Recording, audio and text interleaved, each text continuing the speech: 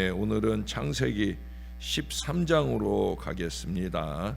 오늘은 13장 1절에서 13절까지 말씀입니다. 제13장.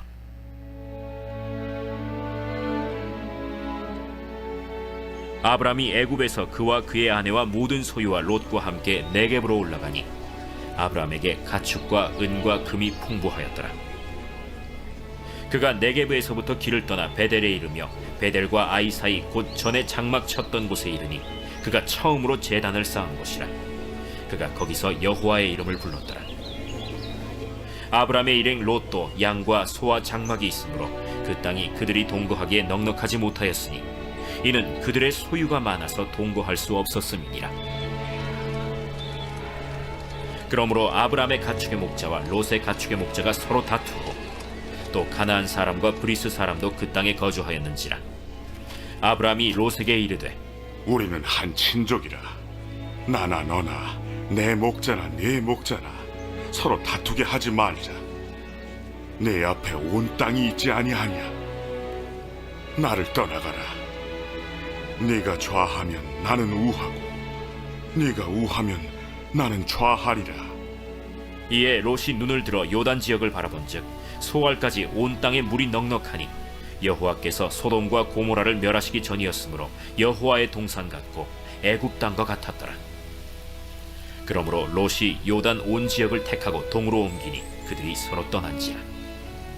아브람은 가나안 땅에 거주하였고 롯은 그 지역의 도시들에 머무르며 그 장막을 옮겨 소돔까지 이르렀더라. 소돔 사람은 여호와 앞에 악하며 큰 죄인이었더라. 아멘. 하루에 한 번 자녀를 축복하라라고 하는 제목의 책을 쓴 롤프 가복의 그 책의 일부분을 좀 소개하려고 합니다. 그대로 읽어드릴게요. 1981년에 나는 처음으로 아주 멋지고 비싼 자동차를 한 대 구입했다. 나는 그 차에 굉장한 애착을 가지고 가능한 한 새 차를 자주 하고 정비도 성실히 하면서 각별히 돌보았다. 그러던 어느 날 자동차 후드 위에 찍힌 발자국을 보았다. 좀 더 다가가서 보니 후드 부분이 발자국을 따라 움푹 들어가 있었다. 내 아들 칼튼의 발자국이 틀림없었다. 가슴이 뛰고 화가 불끈 치밀어 올랐다. 칼튼에게 퍼부을 수 있는 말을 모두 떠올려 보았다. 운전하는 출근길 내내 운전석 바로 앞편 후드에 패인 것이 눈에 띄었다. 그러던 나는 주님의 음성을 들었다. 그냥 그대로 두어라. 좀 손상되었다고 해서 크게 잘못된 건 아니다. 게다가 내 차도 아니지 않느냐. 그것은 내 것이다. 네가 가진 모든 것은 다 내 것이다. 네 가족도 그렇다. 아들과 내가 맺은 친밀한 관계, 그리고 내가 그를 얼마나 귀하게 여겼는가를 생각하게 되었다. 그런 다음 관계보다 그 관계를 해칠 수 있는 무가치한 것들을 내가 얼마나 더 귀중히 여겼는지를 생각하였다. 작년에 그 차의 수명이 다하였다. 폐차할 당시 주행거리가 약 20만 킬로미터였는데 칼튼을 주신 하나님의 선하심에 감사드린 내 기도를 세어본다면 그 정도는 되지 않을까 한다라는 내용이에요. 참 멋진 신앙의 아버지라 생각이 듭니다. 그게 가능할 수 있었던 비결이 뭘 것 같아요? 먼저는 기도였죠. 20만 번이 넘는 감사의 기도라. 꾸준히 있었던 그 기도, 또 기도만 아니라 그 기도에 더하는 들음. 우리는 기도라고 하면 그저 하나님께 쏟아붓는 것만 생각을 하는데 그보다 더 중요한 것은 하나님은 우리의 기도에 대해 뭐라고 말씀하시는가. 들음이 중요한 거지요. 하나님께서 아브라함에게 갖고 계신 계획에 대한 얘기를 우리가 주초에 나누었어요. 창세기 12장 1절부터 3절까지의 말씀입니다. 친척과 본토로부터의 분리, 유일한 복의 근원으로서 성별하시고자 우리 하나님은 그 아픈 분리를 해내시고 계셔요. 아니, 아브라함은 하나님의 그 계획과 명령에 따라 아픈 분리를 이루어 냅니다. 오늘 우리가 보는 본문에 오랜 동안 동행한 아브라함과 롯의 분리 장면이 또 나오고 있어요. 어떤 의미에서 하나님의 선하신 계획의 표현일 수 있습니다. 함께 있는 것도 하나님의 계획이요. 때때로 하나님은 이 분리를 통해 더 큰 축복과 사명의 미래를 우리 앞에 열어주신다는 거죠. 6절에 보시면 하나님이 허락하신 부, 이미 2절에서도 나오잖아요. 아브라함에게 엄청난 복을 주셨다는 거예요. 그래서 어찌할 수 없이 이제 떨어져 살도록 될 수밖에 없는 그런 상황이 되어져 버린 거예요. 친척과 본토로부터의 거룩한 구별이 이제 완성되어진 순간에 하나님의 말씀을 잘 순종한 이 아브라함이었지만, 그래도 아버지 없는 조카 롯을 그동안 친자식처럼 잘 돌봐줬습니다. 그리고 이제 어찌할 수 없이 헤어져 살게 됐지만 아브라함은 롯과의 이 관계를 아름답게 유지해 나가는 것을 그 이하로 18장 19장 어간까지 우리가 확인해 볼 수가 있습니다. 그럼 아브라함은 어떻게 롯과 이 관계를 잘 유지했느냐 하는 거예요. 오늘은 아브라함을 통해 관계 유지하는 법을 우리가 함께 배우려고 합니다. 첫 번째 꼽을 수 있는 것은 롯에게 좋은 것으로 주기 원하는 마음을 읽어볼 수가 있죠. 롯에게 선택권을 주었다는 거예요. 9절에 보시면 내 앞에 온 땅이 있지 아니하냐, 나를 떠나가라. 그리고 유명한 말을 하죠. 네가 좌하면 나는 우하고 내가 우하면 나는 좌하리라. 이 타인과의 관계 유지의 한 좋은 방법은 상대에게 좋은 쪽을 배려해 주는 거예요. 내 욕심 먼저 채우고 남는 것으로 주는 게 아니라는 거죠. 상대에게 줄 것을 먼저 남기는 거예요. 양보와 배려가 우선되는 것이 그게 관계 유지의 최선인 겁니다. 이기와 욕심을 버릴 때 가능할 수 있는 일이죠. 제가 자주 강조하는 이기와 욕심, 거짓과 술수가 사실은 모든 관계를 다 망치는 거예요. 좋은 관계를 원한다고 하면 우리 마음부터 바꿔야 됩니다. 불신앙적인 이기나 욕심, 이걸 버려야 되는 거예요. 그래야 하나님과의 관계도 잘 맺어지고요, 사람과의 관계, 말씀과의 관계를 잘 맺는 거예요.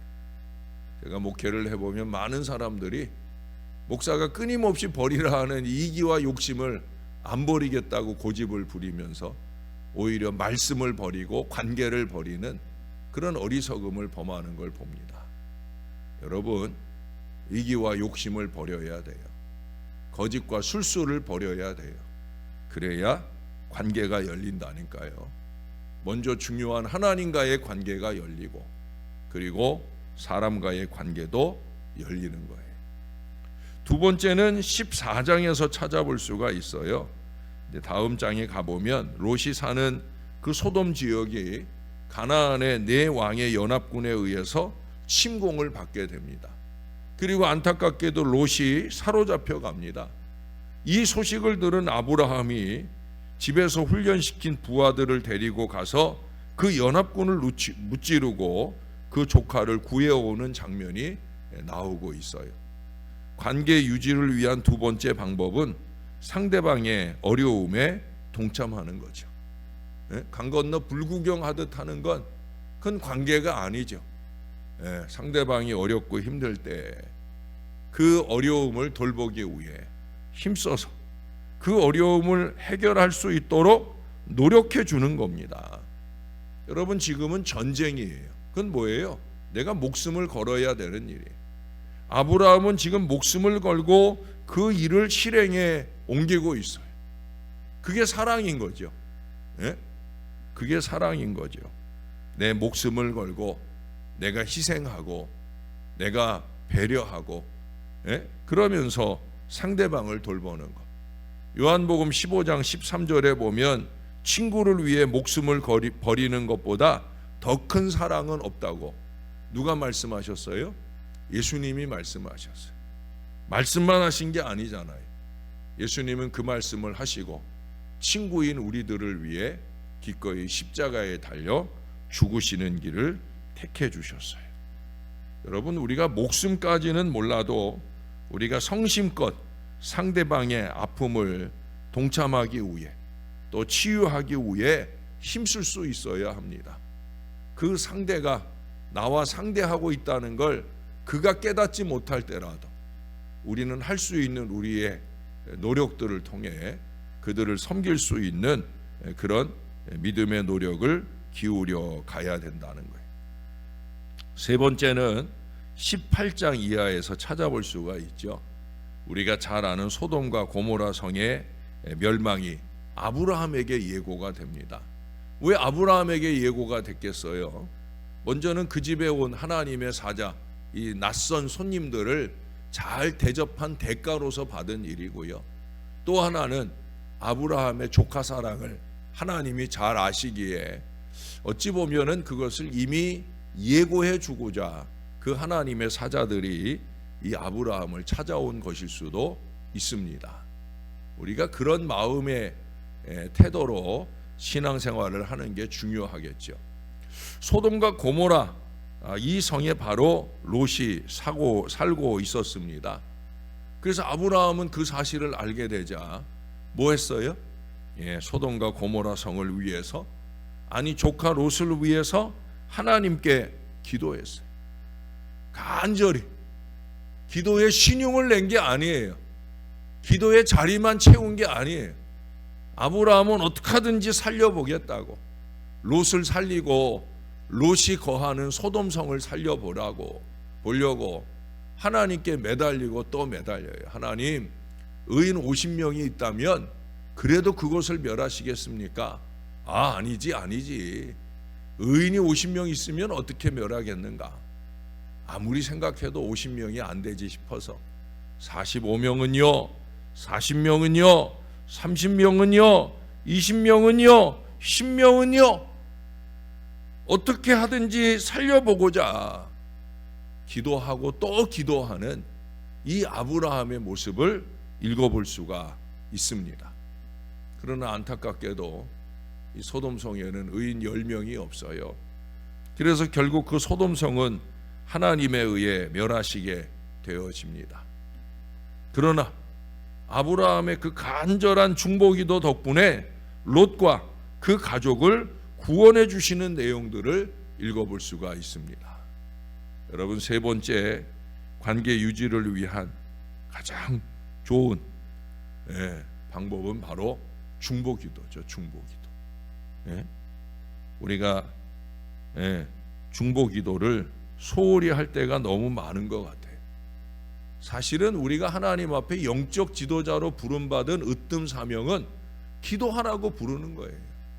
목사로 부르는 거나 장로로 부르는 거나 안수집사나 권사로 부르는 으뜸 사명은 뭐냐? 기도하라고. 뭐 하라고요? 기도하라고. 이게 제일 중요한 거예요. 새벽기도 사역이 소중한 것은 이게 중보기도 사역이기 때문에 그런 거예요. 목사들이 제일 많이 하는 거짓말이 뭔 줄 아십니까?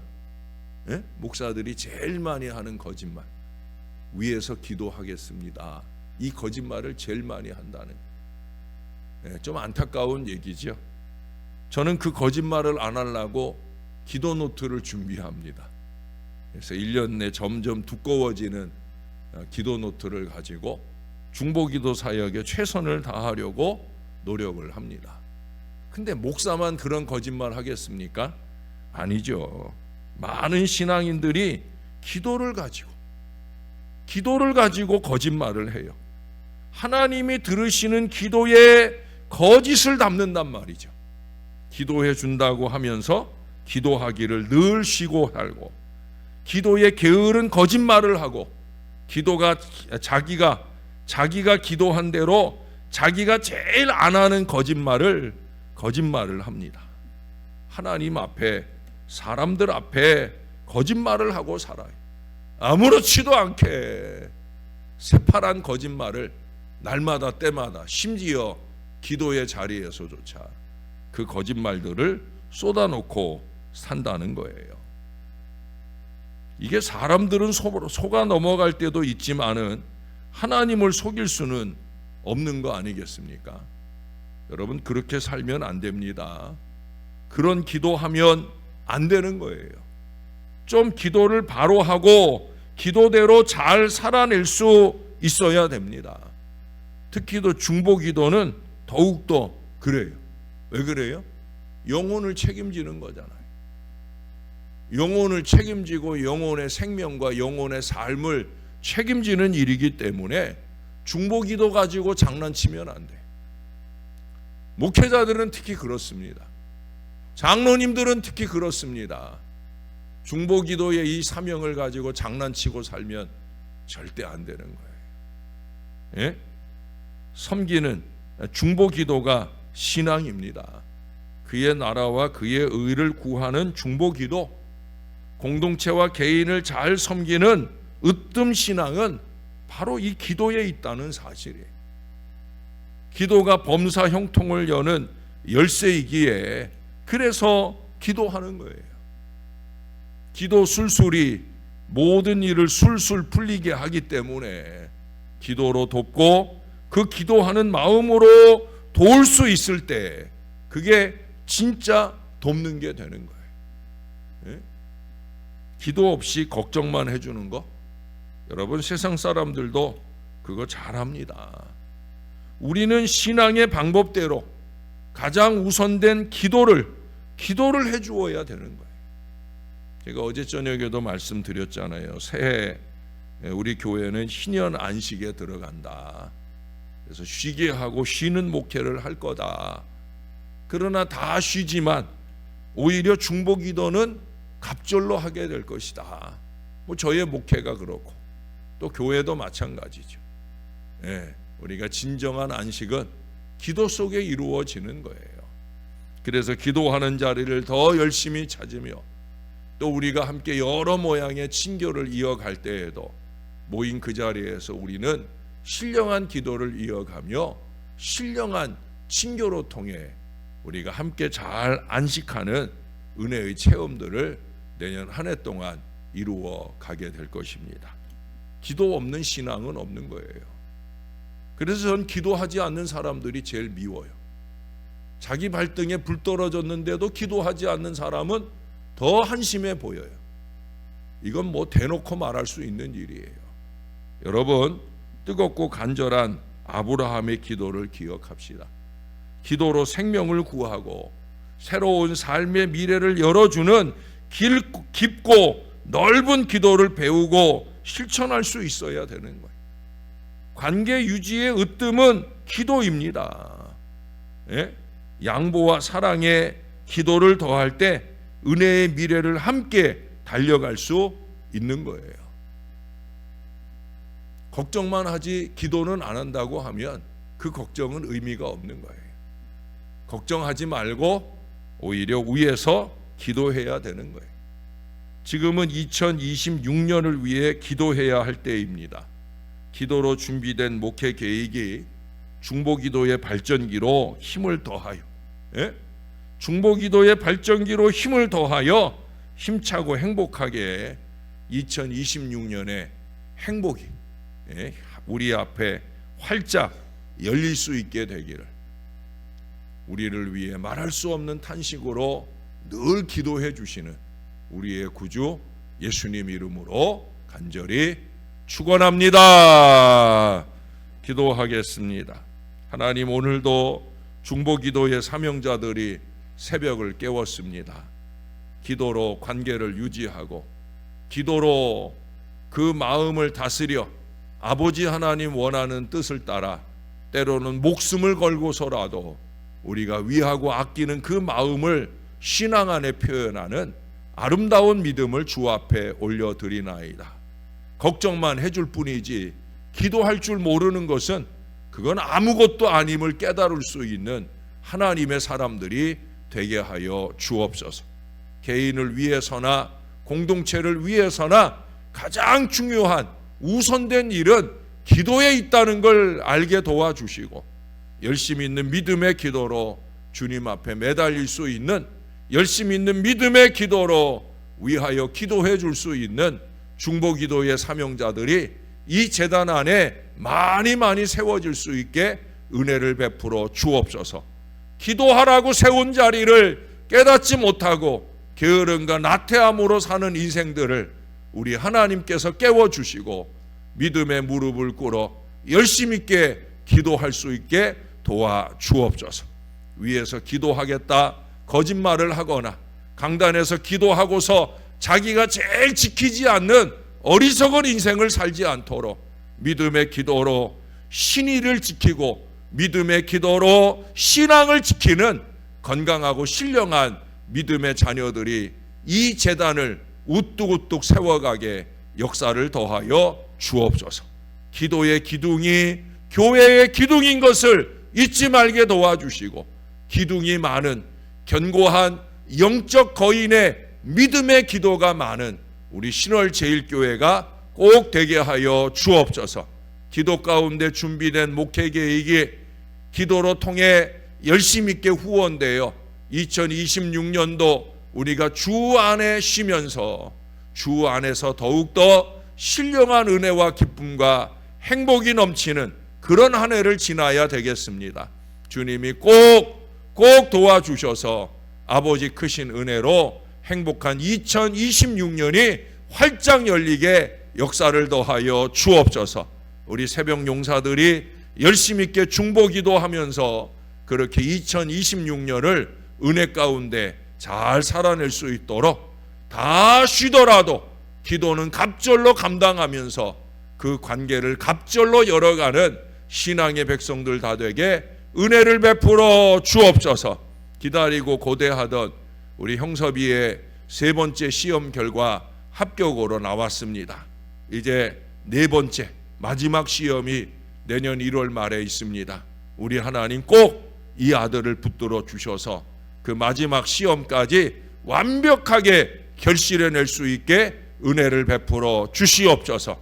이 아들뿐 아니라 크고 작은 육신의 질병 가운데 치유를 바라고 믿음의 기도를 쉬지 않는 주의 자녀들을 은혜로 능력으로 붙들어 주셔서 승리신앙을 잘 살아내게 역사를 더하여 주시옵소서. 오늘 영여전도회가 신교의 시간을 갖습니다. 가고 오는 모든 시간 동안에 행복하게 하시고 안전하게 하시고 은혜 충만하게 도와 주시옵소서. 감사드립니다. 예수님 이름으로 기도합니다. 아멘.